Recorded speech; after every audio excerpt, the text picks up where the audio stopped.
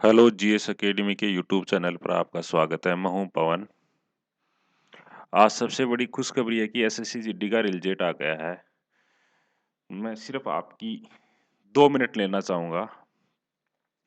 SSC GD में GS academy Laxmangarh के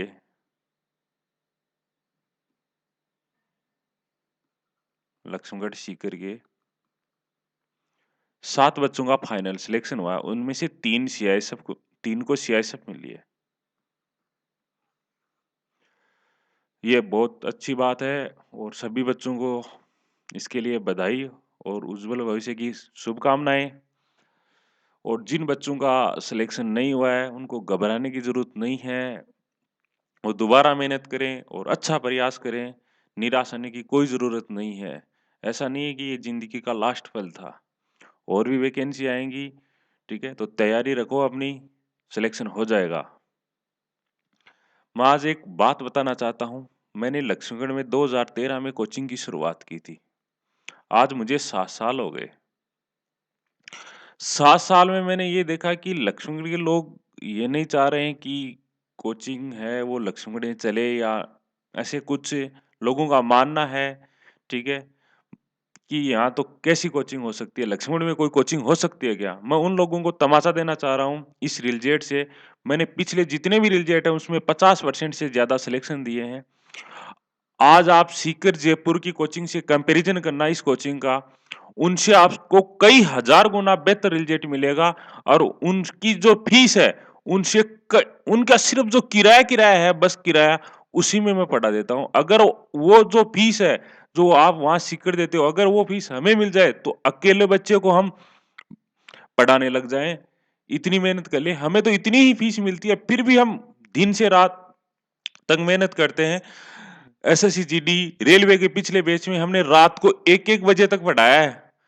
ठीक, रात को 1-1 बजे तक पढ़ाया है यहाँ रहकर, और इतनी मेहनत की है। आज रिजल्ट हमारा, वो देखो 7 जो पोस्ट है ओबीसी की, उसमें से हमारी 3 पोस्ट सीआईएसएफ की हमारी है। आप सोचिए एक बात, ठीक।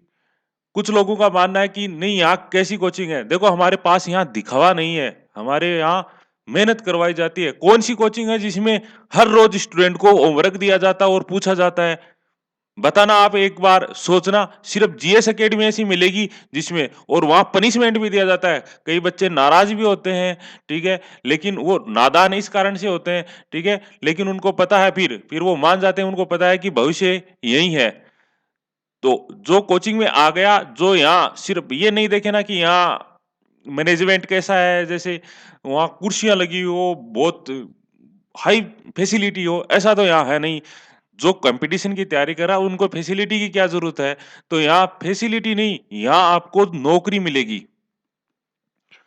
लोग 4-4 साल, 5-5 साल सीकर, जयपुर, दिल्ली तैयारी करके आ जाते हैं, उनका सिलेक्शन नहीं होता, ठीक है? और यहाँ मात्र एक-एक भर्ती में सिलेक्शन करवा दिया जाता है। इतनी मेहनत करते हैं उस बच्चे के साथ में, तो मुझे आप ही बताना कि बेस्ट कौन-सा है, वो है या हम हैं? रिजल्ट देखा जाए या फैसिलिटी देखी जाए, ये बताना आप कमेंट करके एक बार, और इस वीडियो को पूरा देखना आप, ठीक है? तो मैं आज बस इतना ही कहूँगा। अब चलो हम करंट जीके स्टार्ट करते हैं। पहला है हमारा, केंद्रीय शिक्षा मंत्री रमेश पोखरियाल निशंक को हिंदी लेखन गिल्ड कनाडा द्वारा उनके साहित्यिक कार्य के लिए दिया गया सम्मान। कौन सा सम्मान दिया गया है? साहित्य के गौरव सम्मान दिया गया है। किसको दिया गया? रमेश पोखरियाल निशंक को। अगला, हाल ही में नरेंद्र लूथर का निधन हो गया। उनका किस क्षेत्र से संबंध था? तो क्या थे? इतिहासकार थे और पूर्व नौकरशाह थे। उन्होंने भारतीय प्रशासनिक सेवा पंजाब में अपनी सेवाएं दी है, और वो एक इतिहासकार भी थे। अगला, हाल ही में जिन्हें अस्थायी रूप से आयुष मंत्रालय का अतिरिक्त प्रभार सौंपा गया है, अतिरिक्त प्रभार सौंपा गया है, वो सौंपा गया है किरेन रिजिजू। किरेन रिजिजू है, वो वर्तमान में केंद्रीय खेल मंत्री है। उन्हें सौंपा गया है जो हमारे जो आयुष मंत्री हैं, यशो नायक, उनका एक्सीडेंट हो गया, इस कारण से वो अस्पताल में भर्ती हैं, तो उनकी जगह है अस्थायी तौर पर आयुष मंत्रालय का प्रभार किसे सौंपा गया है? किरेन रिजिजू को सौंपा गया है। नेक्स्ट, गणतंत्र दिवस परेड में हिस्सा लेने वाली पहली महिला फाइटर पायलट कौन है? लेफ्टिनेंट भावना कांत। वो पहली महिला, ऐसी महिला है जिन्होंने गणतंत्र दिवस परेड में भाग लेंगी, और वो किस तौर पे? पहली महिला फाइटर पायलट के तौर पे। अगला, हाल ही में जम्मू कश्मीर में जिसे जीआई टैग मिला है, जीआई मतलब भौगोलिक संकेत, जीआई टैग मिला है, किसको मिला है? गुच्छी मशरूम थट्टू को। वहां का लोकल नाम है थट्टू, ठीक है, उसको गुच्छी मशरूम बोलते हैं और वहां का लोकल नाम है थट्टू, ठीक है, उनको मिला है। ये 36,000 रुपए किलो आती है ये मशरूम पर केजी, इसका भाव है गुच्छी मशरूम का, ये 36,000 रुपए केजी, ठीक है। तो ये बहुत स्वास्थ्य के लिए बहुत ही लाभदायक है। इनको हाल ही में जीआई टैग मिला है, और इससे पहले किसको मिला था? कश्मीरी केसर को भी जीआई टैग मिल चुका है। जम्मू कश्मीर का उपराज्यपाल कौन है बताइए? मनोज सिन्हा। कौन है? मनोज सिन्हा। अगला, बांग्लादेश में भारत जिस देश को कोविड 19 के टीके उपहार में देगा, किसको देगा? बांग्लादेश को। किसको देगा? बांग्लादेश को। क्या देगा? भारत है जो कोविड 19 के टीके उन्हें उपहार में देगा। तो बांग्लादेश का पीएम कौन है? शेख हसीना। कौन है? शेख हसीना वहां की पीएम है। और वहां की राजधानी क्या है? कैपिटल क्या है? ढाका है। बांग्लादेश की राजधानी क्या है? ढाका। और वहां की मुद्रा क्या है? करेंसी क्या है वहां की मुद्रा? वहां की मुद्रा है टका। क्या है? टका।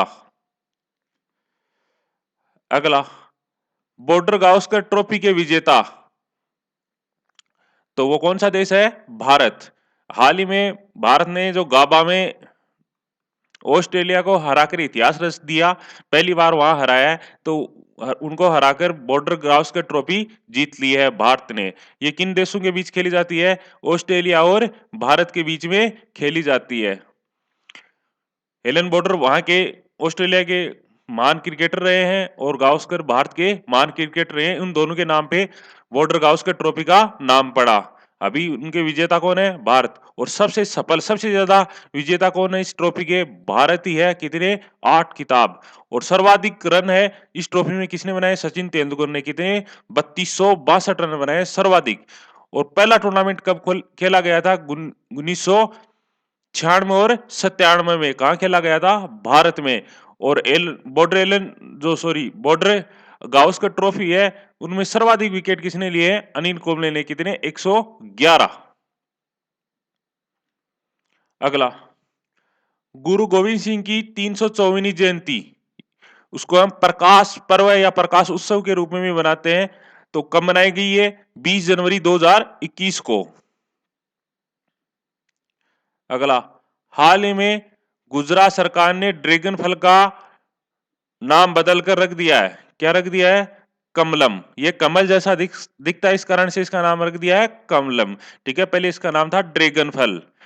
तो गुजरात के मुख्यमंत्री कौन है? विजय भाई आर रूपानी। विजय भाई आर रूपानी। और वहां का राज्यपाल कौन है? आचार्य देवव्रत। पिछला हमारा प्रश्न पूछा गया था, वर्ष 2020 में किस हवाई अड्डे को विश्व का सबसे स्वच्छ हवाई अड्डे के रूप में सम्मानित किया गया? वो है हनेडा टोक्यो हवाई अड्डा, और इसके विजेता है सुनीता मैला। देखो भाई, जो सबसे पहले बताए तो उनको भी कमेंट में पता चल जाता है कि हमने सबसे पहले बताया, तो वो अपनी फोटो इन नंबर 9672909220 पर फोटो भेज दें अपनी। आज का हमारा प्रश्न है, भारत में पहला लाइकेन पार्क कहाँ विकसित किया गया? ये आपको बताना है, जो सबसे पहले बताएगा वही विजेता माना जाएगा। धन्यवाद।